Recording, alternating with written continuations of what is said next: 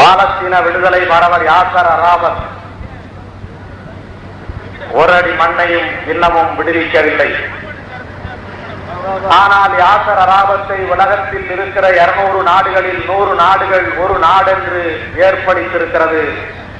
பாலஸ்தீனத்தை ஒரு நாடென்று ஏற்படுத்தியிருக்கிறது, இசைவடித்திருக்கிறது.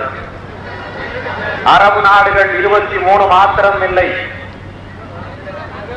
77 பிற நாடுகளும் அதை ஒரு நாடென்று ஏற்படுத்தியிருக்கிறது.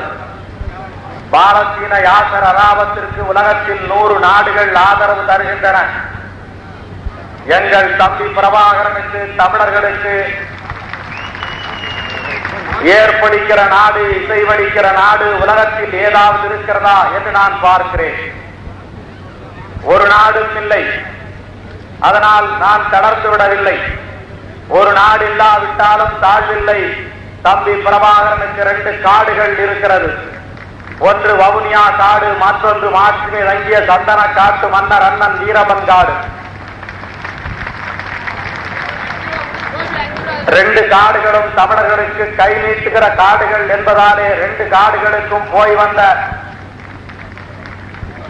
தமிழர் தேசிய இயக்கத்தினுடைய தலைவர், தமிழ் தேசியத்தை தமிழ்நாட்டில் முன்னெடுத்து செல்கிற ஐயா பல நெடுமாறன் அவர்களே,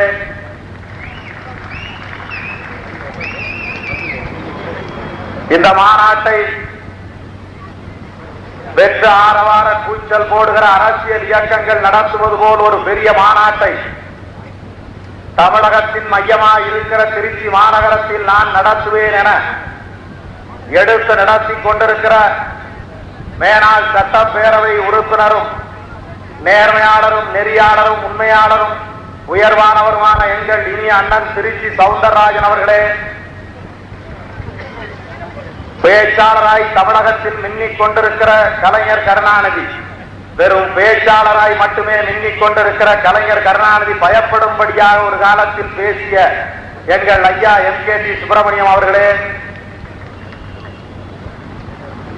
விழுந்ததோ தமிழினம், விழுந்ததோ தமிழினம் என்று எங்கள் விழிகளில் கண்ணீர் பெருகிய வேளையில், விழுந்ததோ தமிழினம் என்று எங்கள் விழிகளில் கண்ணீர் பெருகிய வேளையில், இல்லை இல்லை எழுந்தது தமிழினம் என்று வேட்டு குரலோடு எழுந்தது புலிகள் என்று வேட்டு குரலோடு எழுந்தனர் புலிகள்.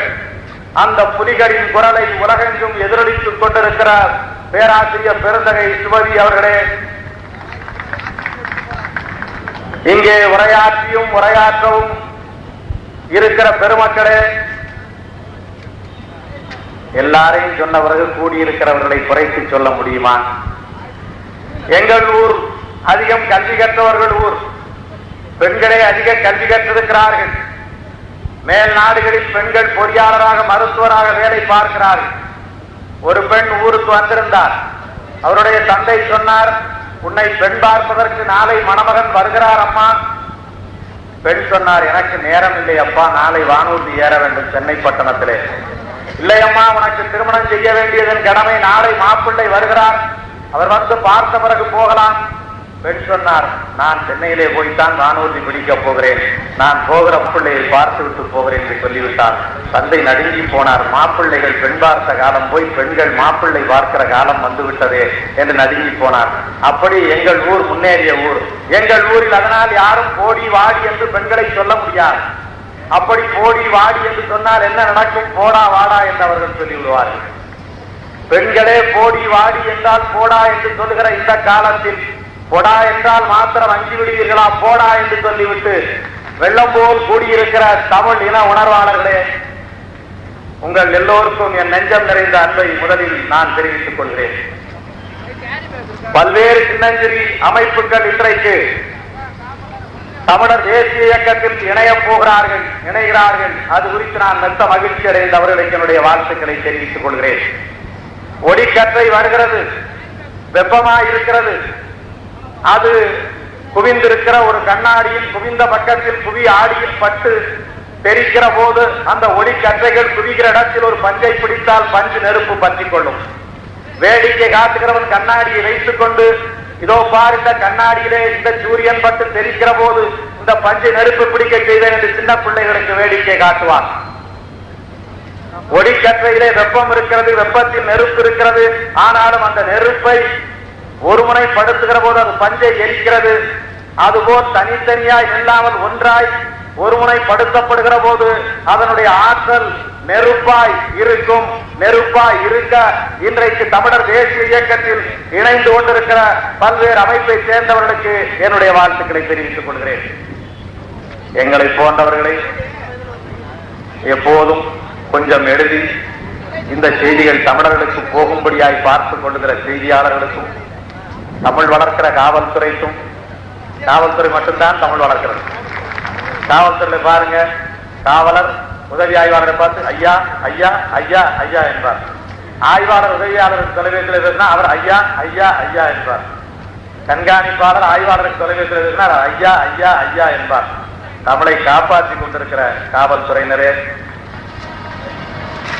இப்போது மாத்திரம் எனக்கு அவர் மீது கொஞ்சம் வருத்தம், அண்மையிலே மாத்திரம் கொஞ்சம் வருத்தம். அவர்கள் அண்மையிலே வீரப்பன் காடு தொடர்பானவர்களை எல்லாம் பிடித்து காட்டி கொடுக்கிற வேலையில் ஈடுபட்டிருக்கிறார். ஏன் நீங்க கைது செய்து நீங்களே வழக்கு போடுங்களேன், நாங்கள் என்ன சிறைக்கு போக மாட்டேன் என்று சொல்கிறோமா? இவர்களே கைது செய்து வழக்கு போடலாமே. நக்கீரன் இதழின் செய்தியாளரான சிவசுப்பிரமணியத்தை தமிழ்நாட்டு காவல்துறை கைது செய்து கன்னடத்துக்காரனம் கொண்டு போய் கொடுப்பது, காட்டி கொடுப்பது இல்லையா? தமிழ்நாட்டினுடைய மிகப்பெரிய போர்ப்படை தளபதியாய் உருவாகிற அத்தனை தன்மையும் கொண்ட எங்கள் தம்பி முத்துக்குமார் என்கிற பாண்டியனை மதுரை மாநகரத்திலே கைது செய்து கன்னடத்துக்காரனம் கொண்டு போய் ஒப்படைப்பது கேவலமானது இல்லையா? கோலமையில் போல ஒரு பெண்ணிருந்தாலும் கொஞ்சி மகள் தோடி விளையாட மனம் இல்லை, கோலமையில் போல ஒரு பெண்ணிருந்தாலும் கொஞ்சி மகள் தோடி விளையாட மனம் இல்லை என்று பாடிய மகிழை பாட்டை கோவை வீரப்பன் வழக்கில் சேர்ப்பது கேவலம் இல்லையா?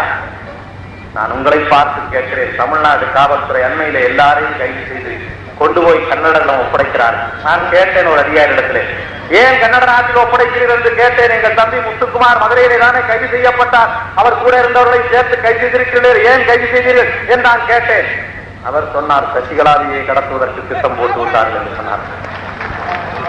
ஒரு 5.5 அடியில் 100 கிலோவுக்கு மேலே இருக்கக்கூடிய சசிகலாவை எங்கள் தம்பி முத்துக்குமார் கடத்துவது என்பது எளிய வேலையா? அப்படியெல்லாம் நீங்கள் பயப்பட வேண்டாம்.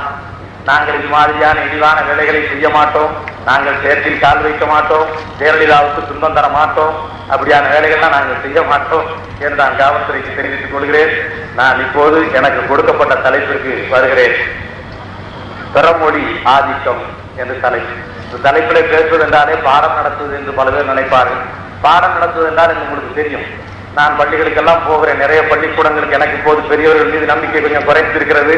நான் பள்ளி மாணவர்களையும் இளைஞர்களையும் தான் நம்பி பள்ளிக்கூடங்களையும் கல்லூரிகளை நோக்கி படையெடுத்துக் கொண்டிருக்கிறேன்.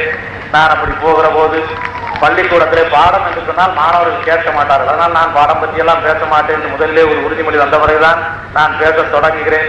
ஏனென்றால் ஆசிரியர் சொல்கிறார், தம்பி நிலவு பூமியை சுற்றுகிறது, தம்பி நிலவு பூமியை சுற்றுகிறது, பூமி சூரியனை சுற்றுகிறது, தம்பி நிலவு பூமியை சுற்றுகிறது, பூமி சூரியனை சுற்றுகிறது, எது எதை சுற்றுகிறது சொல் பார்க்கலாம் என்று ஆசிரியர் கேட்கிறார். பையன் சொல்கிறான், எனக்கு தலை சுற்றுகிறது என்று பையன் சொல்கிறான். அப்படி பாடம் என்றாலே எல்லாரும் கேட்க மாட்டார்கள். எனவே இது பாடம் மாதிரி இருக்காது. நான் உங்களிடத்தில் எடுத்ததைத்தான், உங்களிடத்தில் கேட்டதைத்தான், உங்களிடத்தில் தெரிந்து கொண்டதைத்தான் நான் சொல்ல போகிறேன். ஒரு பேச்சாளர் என்கிறவன் வானத்தில் பறப்பதை இழுத்துக் கொண்டு வந்து தருகிறவன் அல்ல, உங்களிடத்தில் இருப்பதை தொகுத்து தருகிறவன், உங்களிடத்தில் இருப்பதை தொகுத்து பந்தி பரிமாறுகிறவன். அதனாலே ஒரு பேச்சாளர் என்ற முறையிலே உங்களிடத்திலிருந்து எடுத்துக்கின்ற செய்திகளைத்தான் நான் இப்போது மொழி ஆதிக்கம், பிற மொழி ஆதிக்கம் என்கிற தலைப்பில் உங்களிடத்தில் வைக்கப் போகிறேன். நம்முடைய தமிழ் இருக்கிறதே, அது மாதிரி இனிமையான ஒரு மொழி உலகத்தில் எங்கேயும் கிடையாது. தமிழ் மாதிரி இனிமையான ஒரு மொழி உலகத்தில் எங்கேயும் கிடையாது. மலர் இருக்கிறதே, மலரை பார்த்து பூ பூ பூ என்று சொல்லுவோம், மலர் மலர் மலர் என்று சொல்லுவோம். தமிழ்ல சொல்லும் போது பூ மலர் பூ மலர் இனிமையா இருக்கிறது. அவன் சொல்கிறான், இது என்னடா கேட்டா புஷ்பம், நெஞ்சை அடைக்கிறது. நான் தமிழ்ல சொல்கிற போது பூ மலர் அது இனிமையா இருக்கிறது, அவன் புஷ்பம் என்கிறான். நான் சிரிப்பு நகைச்சுவை, சிரிப்பு நகைச்சுவை என்று நான் சொல்கிறேன், அது நன்றாக இருக்கிறது. அவன் இது என்னடா கேட்டா ஹாஸ்யம் என்று சொல்கிறான். ஏதோ அடிச்சு பிடிச்சுக்கிட்டு சொல்வது மாதிரி நான் சொல்கிறேன். நான் கணிப்பு என்று சொல்கிறேன், சோசியம் ஹாஸ்யம், அப்புறம் சோசியம். நான் அரசன் மன்னன், நாட்டை ஆண்டவன் அரசன், நாட்டை ஆண்டவன் மன்னன் நான் சொல்கிறேன். அவன் ராஜா ராஜா என்றவர் சொல்கிறார். நான் புத்தகம் 7 நூல், புத்தகம் 7 நூல், படிப்பது புத்தகம், படிப்பது 7, படிப்பது நூல் என்று நான் சொல்றேன். அவன் புஸ்தக் புக், புஸ்தக் புக் என்று அவன் சொல்றான். புஸ்தக் என்று சொல்றான். அவன் ஆங்கிலக்கார புக் என்று சொல்கிறான். ஆசியம், சோசியம், புஸ்தக், ராஜா என்று அவர்கள் சொல்வார்கள். தமிழ் இனிமையானது. அந்த தமிழில் பிறமொழி ஆதிக்கம் எழுத்திலே தொடங்குகிறது. எழுத்திலே தொடங்குகிறது. இந்த ஆனா ஆவண்ணா, கானா காவண்ணா, இக்கண்ணா இங்கண்ணா, இக்கண்ணா இதெல்லாம் இல்லாம தமிழிலே சில எழுத்துக்களை கொண்டு வந்து பிறமொழி ஆதிக்கத்தை தொடங்குகிறார்கள். அதிலே அவர்கள் ஆசியம் என்பதில் உள்ள சா இஸ், சோசியம் என்பதில் உள்ள ஜோ இஸ், சாத் என்கிறது சா இஸ் என்றெல்லாம் போட்டு இந்த எழுத்துக்களை எல்லாம் எழுதுகிறார்கள். அப்படி எழுதுகிற போது சொல்லுகிறார்கள், நான் எழுத விரும்புவதை அப்படியே எழுத முடியாததால் வேறு எழுத்தை பயன்படுத்துகிறேன் என்று அவர்கள் சொல்கிறார்கள். எப்படி ஏற்கனவே இந்த எழுத்தெல்லாம் பயன்படுத்தினார்களோ அப்படி இப்போது ஆங்கில எழுத்தையும் பயன்படுத்துகிறார்கள். அதில் இந்த கொண்டை குடிமைக்காரர்களின் ஒட்டுமொத்தமான ஒரே வாரிசான முண்டை மொழியர் ஷோ இப்போது ஆங்கில எழுத்துக்களை பயன்படுத்திக் கொண்டிருக்கிறார். அவர் எழுதுகிறார் ஃபேன் என்று எழுதுகிறார். எஸ்ஏ என்று எழுதி இன்னன்னா போடுகிறார். எஸ்ஏ என்று எழுதி இன்னன்னா போடுகிறார். பிஷ் என்பதற்கு எஃப்ஐ என்று எழுதி இஷ்டன்னா போடுகிறார். அது எஃப்ஐ என்பது ஆங்கிலம், இஷ்டன்னா தமிழ் இல்ல. ஆக மூன்றுமே தமிழ் இல்ல. மூன்று எழுத்தும் தமிழ் இல்லாமல் எழுதி அது ஒரு சொல் என்று தமிழ்ல ஏடு நடத்துகிறார்.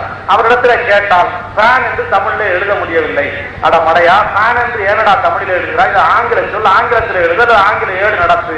அதற்கு தான் மின்விசிறி காற்றாடி என்ற எங்களிடத்திலே சொல்லியிருக்கிறது. காற்றாடி என்று எழுதினால் நீ வேறு எழுத்தை போட வேண்டிய தேவையில்லை. மின்விசிறி என்று எழுதினால் நீ வேறு எழுத்தை போட வேண்டிய தேவையில்லை. பிஷ் என்பதற்கு மீன் என்று எழுதினால் வேறு எழுத்தை போட வேண்டிய தேவையில்லை. நீ ஆங்கிலத்திலே சொல்லை கொண்டு வந்து ஆங்கில சொல்லை தமிழில் எழுத முயற்சி செய்து தமிழில் எழுத முடியாதனால் நான் எதை வேண்டுமானாலும் எழுதுவேன் என்கிறாயே.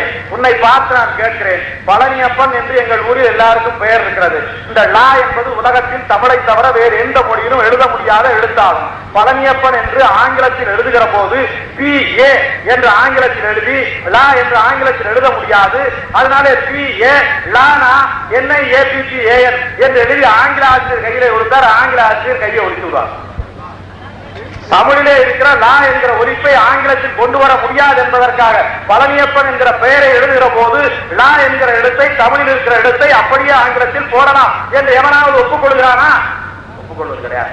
ஆனால் தமிழிலே மாற்றம் எதை வேண்டுமானாலும் போடலாம், எவன் வேண்டுமானாலும் போடலாம் என்று போடுகிறார்கள். முதலிலே நம்முடைய எழுத்துக்குள்ளே அவர்கள் புகுந்திருக்கிறார்கள். அவனுக்கு ராஜாஜிக்கு பிறகு அவர் தானா மூளையெல்லாம் சிந்தனை. அவருக்கு ராஜாஜிக்கு பிறகு இவருக்கு தான் மூளையெல்லாம் சிந்தனை என்று சொல்கிறார். மூளையெல்லாம் சிந்தனை, சிந்தனையெல்லாம் வஞ்சனை, மூளையெல்லாம் சிந்தனை, சிந்தனையெல்லாம் வஞ்சனையோடு அவர் நின்று கொண்டிருக்கிறார். எங்கள் தமிழிலே எத்தனையோ லட்சக்கணக்கான சொற்கள் இருக்கிறது. எனவே வேறு சொல்லை எடுத்துக்கொண்டு அதை தமிழ் எழுதுகிற முயற்சியில் தமிழ் எழுத்தை நீங்கள் தொலைத்து விட வேண்டாம். எனவே தமிழர்கள் முதலில் வேறு எழுத்தை எழுதுவதை நிறுத்திக் கொள்ளுங்கள். பிறமொழி ஆக்கம் தமிழிலே எழுத்திலே தொடங்குகிறது. அப்படி எல்லா மொழியிலையும் கடைபிடிக்கிறார்களா? அதோ அந்த இந்தி, இப்போது பிறந்த இந்தி, இப்போது வந்த இந்தி, வடமாநிலத்தில் இருக்கிற இந்தி, அந்த இந்தியிலே தோ என்கிற எழுத்தை எழுதவே முடியாது. எழுத்தே கிடையாது. தோ என்று ஒலிக்கிற எழுத்து இந்தியிலே கிடையாது. அதனாலே தோ என்கிற எழுத்து இல்லை என்பதற்காக எந்த இந்திக்காரரும் தூக்கிலே தொங்கவில்லை. தோ இல்லாவிட்டால் என்ன சொல்ல என்று எழுதுவதற்கு இல்லை என்று எழுதுகிறான். அவன் அவனுடைய மொழியை இல்லாத எழுத்தை எழுத முயற்சி செய்வதில்லை.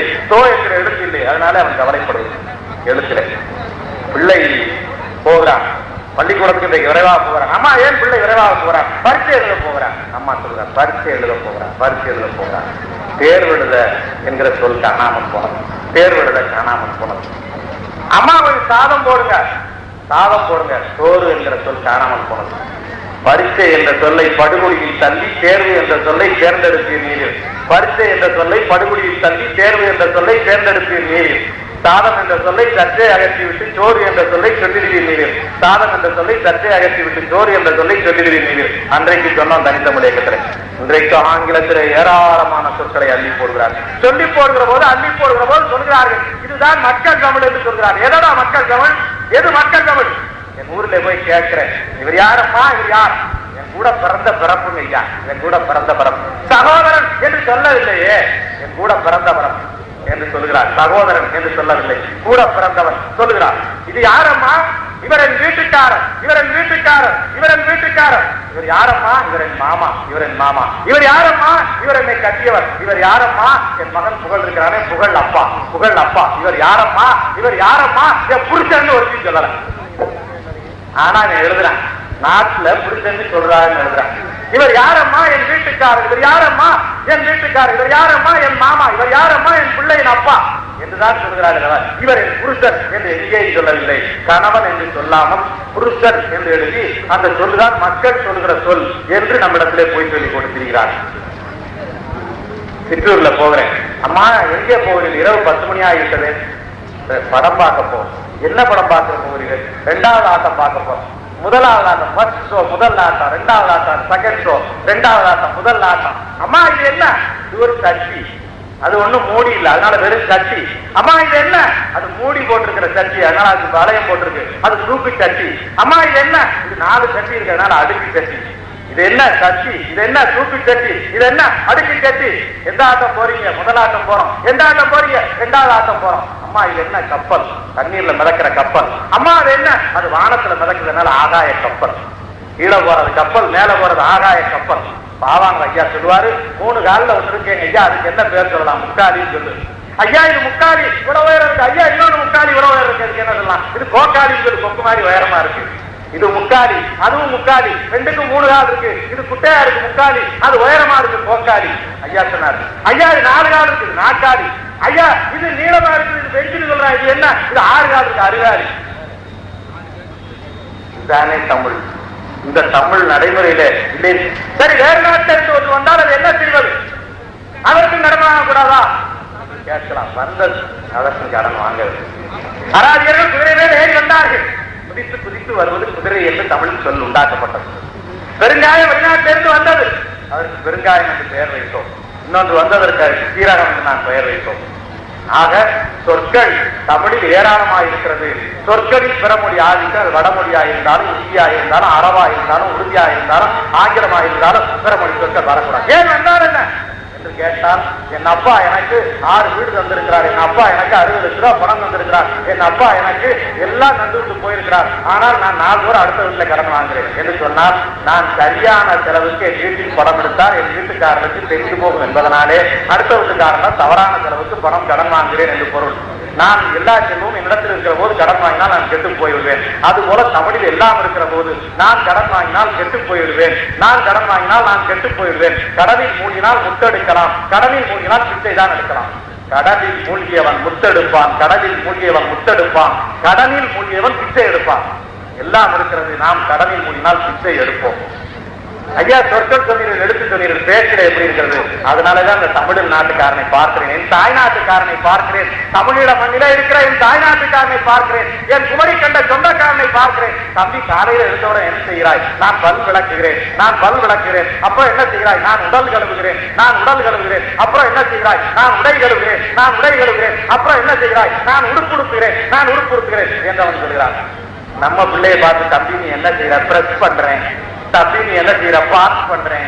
தம்பி நீ என்ன செய்யற? வாஷ் பண்றேன். தம்பி நீ என்ன செய்யற? ட்ரெஸ் பண்றேன். பண்ணி பண்ணியே எல்லாவற்றையும் தொலைத்து விட்டான்.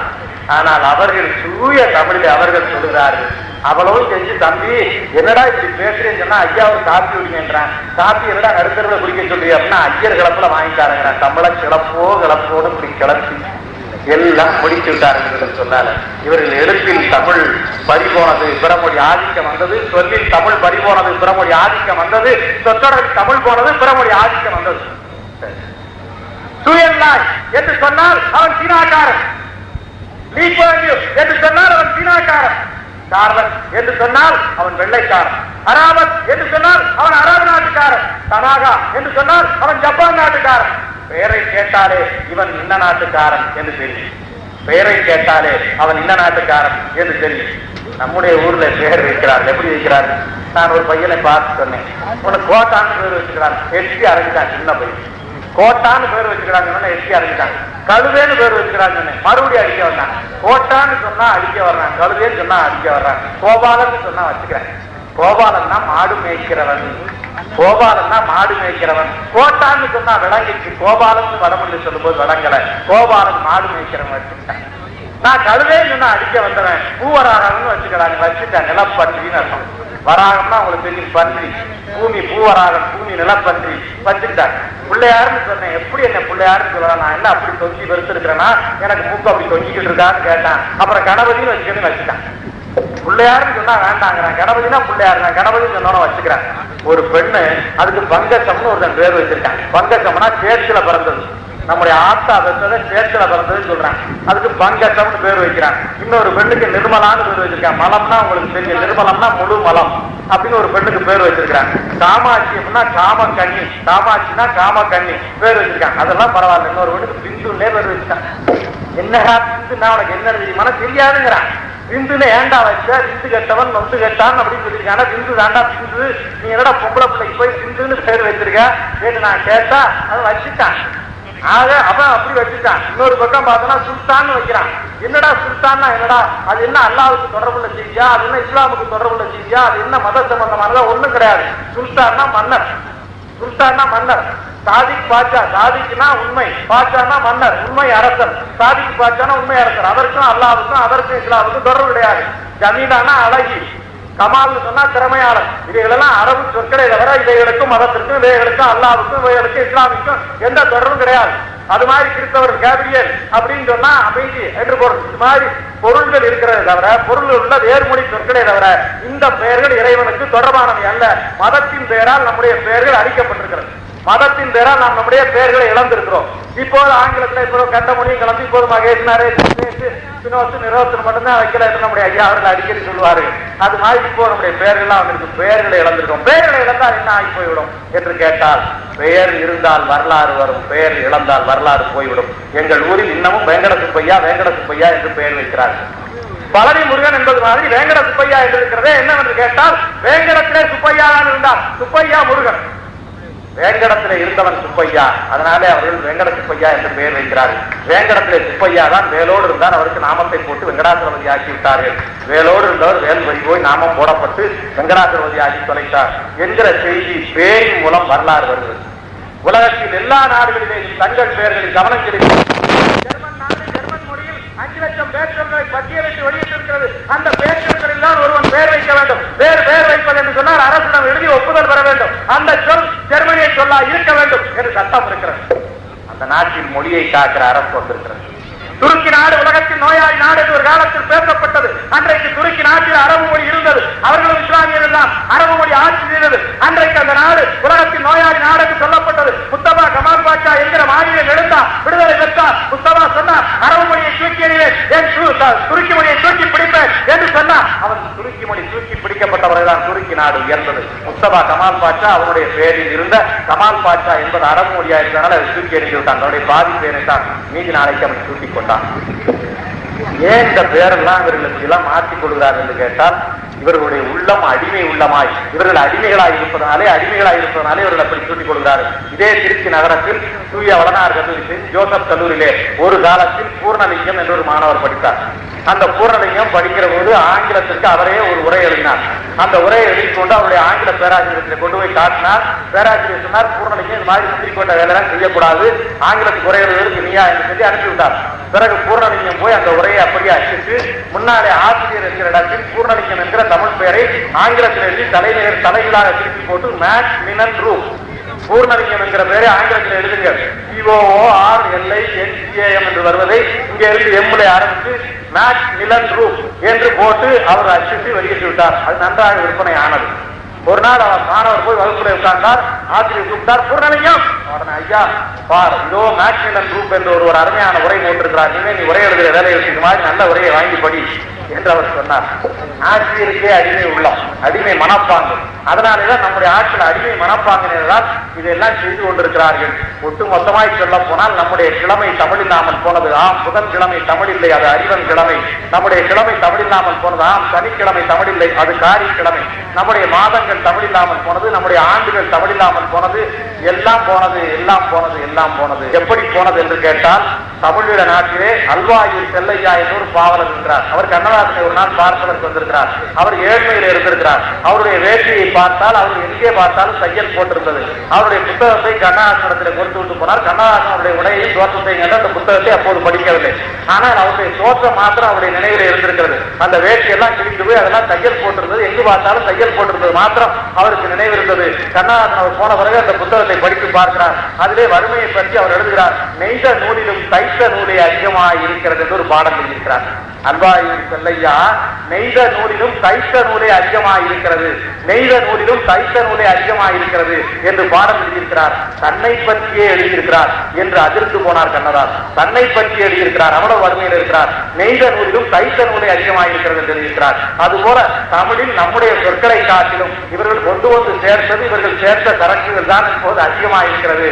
அப்படி நம்முடைய தமிழ் இன்றைக்கு தாழ்ந்து போய் கிடக்கிறது. ஆனால் அதை நாம் திருத்திக் கொள்ளலாம். அது ஒன்றும் பெரிய செய்தி கிடையாது.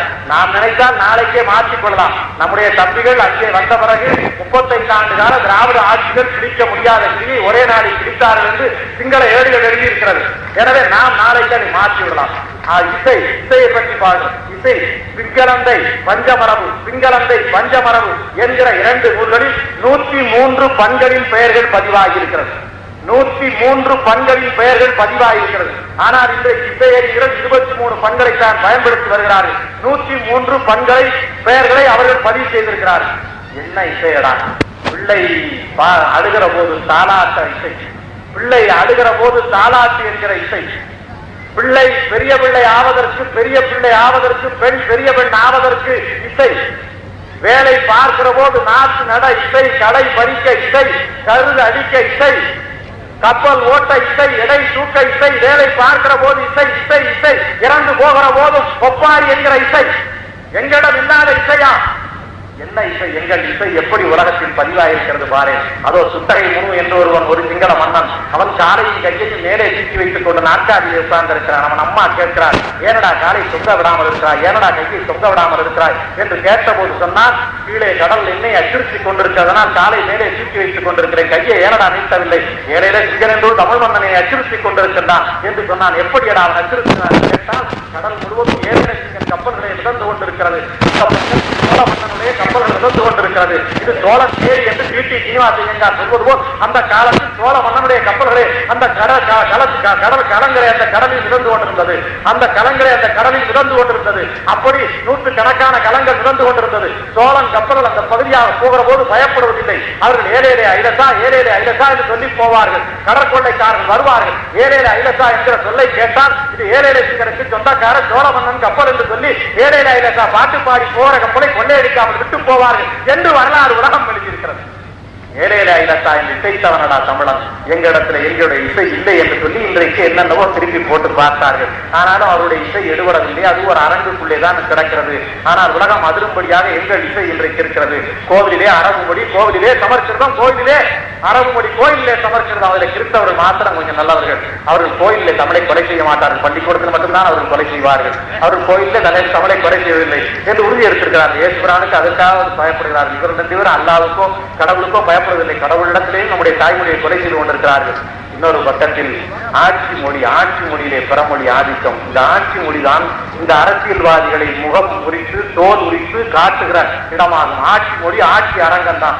நான் பலகாலம் நகைச்சுவை நடிகளை, பலகாலம் திரைப்பட நடிகளை கேவலமாக பேசினேன். அதற்காக நான் இப்போது வருத்தப்படுகிறேன். திரைப்பட நடிகளை கேவலமாக பேசியது தவறுதான். நகைச்சுவை நடிகளை கேவலமாக பேசியது தவறுதான். நகைச்சுவை நடிகர்களையும் திரைப்பட நடிகர்களையும் இந்த அரசியல்வாதிகளுக்காக கேவலமாக பேசியது தவறுதான். ஏனென்றால் இந்த அரசியல்வாதிகளிடம் அவர்கள் நல்லவர்களாக இருக்கிறார்கள் என்பதை அவர்கள் மெய்ப்பித்திருக்கிறார்கள். அண்மையிலே எஸ் சந்திரன் என்ற ஒரு நகைச்சுவை நடிகர் என்னுடைய இனிய நண்பர், எனக்கு மிகவும் நெருக்கமானவர், பாராளுமன்றத்திற்குள்ளே போய் தமிழிலே பேசியிருக்கிறார். கிருஷ்ணகாந்த் என்ற ஒருவர் அந்த பாராளுமன்றத்தினுடைய அவைத் தலைவராக இருக்கக்கூடியவர் எஸ் சந்திரனை தமிழில் பேசக்கூடாது உட்கார்ந்து சொல்கிறார். ஆனால் அவர் பாடுக்கு தமிழிலே பேசுகிறார். தமிழிலே பேசக்கூடாது என்று அவர் கத்துகிறார். தமிழிலே பேசாதே என்று அவர்கள் சொல்லுகிறார்கள். ஆனால் ஒரு நகைச்சுவை நடிகரான எஸ் சந்திரன் 15 மணிக்கு தமிழிலே பேசுகிறார். அவர் கையிலே ஒரு 100 ரூபாய் தானே எடுத்து ஆட்டுகிறார். ஏன் ஆட்டுகிறார் எனக்கு தெரியவில்லை. பார்த்து வியப்பா இருந்தது. அவர் ஆட்டுகிறார். இதிலே 100 ரூபாய் என்று போட்டிருக்கிறது தமிழிலே. இது செல்லுமானால், இந்த நோட்டு செல்லுமானால் என் தமிழ் பேச்சு செல்லும் என்று எஸ் சந்திரன் அந்த பேரவையிலே முழங்குகிறார். நான் பார்த்து வியந்து போனேன். நகைச்சுவை நடிகர்களை கேவலமாக இந்த அரசியல்வாதிகளுக்காக பேசியிருக்கிறோமே. 50 ஆண்டு காலம் இந்திய துணைக்கண்ட விடுதலை இருந்த பிறகு 50 ஆண்டு காலம் தமிழ்நாட்டினுடைய 40 பாராளுமன்ற முண்டங்கள் எவரும் தமிழில் இதுவரையில் பேசவில்லை. இந்த அரசியல்வாதிகளுக்காக அவர்களை நான் பேசியிருக்கிறேன். 40 ஆண்டு காலம் பேசவில்லை. நீ போன அன்றைக்கு இருந்து இதுவரையிலே தொடர்ந்து தமிழிலே பேசியிருந்தால், தமிழில் தான் பேசுவோம் என்று வாதாடி இருந்தால், தமிழிலே பேசுவதை மொழிபெயர்ப்பதற்கு அந்த தில்லி பாராளுமன்றம் ஏற்பாடு செய்திருக்குமா இல்லையா என்று நான் கேட்கிறேன். தமிழ் தமிழ் என்று பேசிய நீங்கள் எங்களை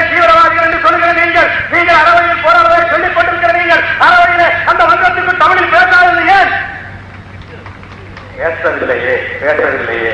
கொஞ்சம் தமிழை குபேரனான பாதிகளுடைய கட்சிக்காரர்கள் பேசவில்லையே பேசவில்லையே. தாய் மேலான தமிழ் மேலான என்று பாடியவருடைய கட்சிக்காரர்கள் பேசவில்லையே பேசவில்லையே. பாராளுமன்ற அத்தானி மண்டபம் கிடுகிடுக்கும்படியாக ஆங்கிலத்தில் அல்லவா கொட்டி முழக்கி கொண்டு திரிகிறார்கள். ஆங்கிலத்தில் அல்லவா கொட்டி முழக்கி கொண்டு திரிகிறார். தமிழில் பேசவில்லையே. பேசும் உரிமை வாங்குவதற்கு முயற்சி செய்யவில்லையே. இன்னொரு பக்கத்தில் பார்க்கிறேன், ஒரு திரைப்பட நடிகை மனோரமா ஆட்சி என்று சொல்லப்படுகிறவர். எங்கள் செட்டிநாட்டில் மனங்கமல தமிழ்நாட்டில் திரைப்படங்களில் பேசி வருகிறவர். மனோரமா பேசுகிறார், தொலைக்காட்சி கண்டித்து பேசுகிறார். எப்பா இருக்கிறார், தொலைக்காட்சியை கண்டித்து பேசுகிறார். ஏன் கண்டித்து பேசுகிறீர்கள் கேட்கிறார்கள். மனோரமாவை கேட்கிறார். திரைப்பட நடிகை மனோரமா, நகைச்சுவை நடிகை மனோரமா சொல்லுகிறார், தமிழ் வாழ்க்கை என்று சொல்லுகிறார்களே என்று கேட்கிறார். அவர் சொல்லுகிறார், next week same time same day good bye என்று பேசுகிறார்களே. அதுவும் கலைஞருடைய தொலைக்காட்சியில் பேசுகிறார்கள். அவருக்கு மனோரமா தெரியாது, அது சன் தொலைக்காட்சி. அது கதிரவன் தொலைக்காட்சி இல்லை, சூரிய தொலைக்காட்சி இல்லை, சன் தொலைக்காட்சி. சன் தொலைக்காட்சியில் தான் பேசுவார்கள். ஆனால் யார் சொல்ல வேண்டுமோ அவர்களுக்கு நகைச்சுவை நடிகர்கள் இன்றைக்கு சொல்லிக் கொண்டிருக்கிறார்கள். யார் சொல்ல வேண்டுமோ ஆட்சி மொழியாக தமிழ் இல்லையே, ஆட்சி மொழியாக தமிழ் இல்லையே. அண்மையிலே திருநாவுக்கரசர் போய் வாஜ்பாய் இடத்திலே சேர்ந்தார். மிதவாதி ஆனாலும் மதவாதி தான் வாஜ்பாய். ஆனால் வாஜ்பாய் இடத்திலே போய் சேர்கிறார். வாஜ்பாய் இடத்திலே சேர்கிற போது அவர் சேர்ந்தாலும் ஒன்று பாராட்டலாம். வாஜ்பாய் இடத்திலே சேர்கிற போது அந்த இணைப்பு கூட்டத்திலே திருநாவுக்கரசர் தமிழிலே பேசுகிறார். பெயர் திருநாவுக்கரசர் அல்லவா, தமிழிலேயே பேசுகிறார். ஆனால் வாஜ்பாயால் அதை பொறுத்துக் கொள்ள முடியவில்லை.